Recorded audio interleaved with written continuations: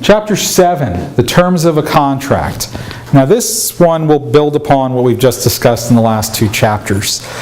Terms of a contract, what we write down into a contract, what are the express terms? And as good as your lawyer may be, and for however long he or she may have been writing up contracts, sometimes you can't account for every possible circumstance. A good lawyer will attempt to do so, and a good businessman or woman will attempt to do so as well. Try to look out and say, what happens if? What if? That's what we're going to be discussing. Obviously, express terms written as specifically, succinctly, within a contract are best. And it's going to be the most easy to enforce in the event of a contractual dispute.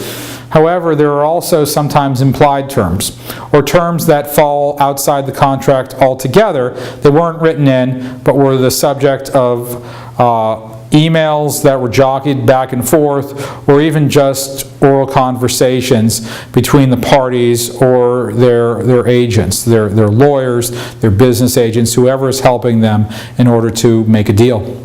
So we're going to be discussing that. We're going to be discussing, and this is a key concept in this chapter. Don't underestimate this concept, especially for test-taking purposes, the parole evidence rule.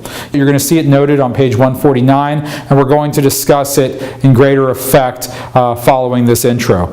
And then ultimately we're going to be talking about generally using contractual terms to manage your risk, as I just alluded to, various types of clauses that will go into the contract, and these are standard clauses oftentimes, but the language is important to include in any given contract.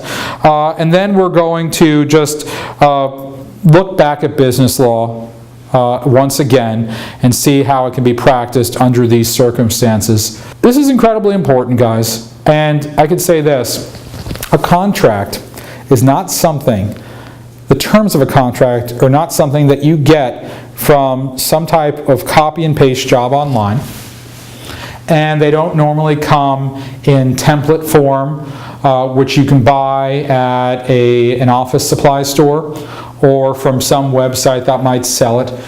A contract is something where the terms really need to be considered and thought out and drafted in a way to make them as effective for your particular business under your particular circumstances. That's the only way to do it, guys. And so we're going to be talking about that in this chapter. Thanks.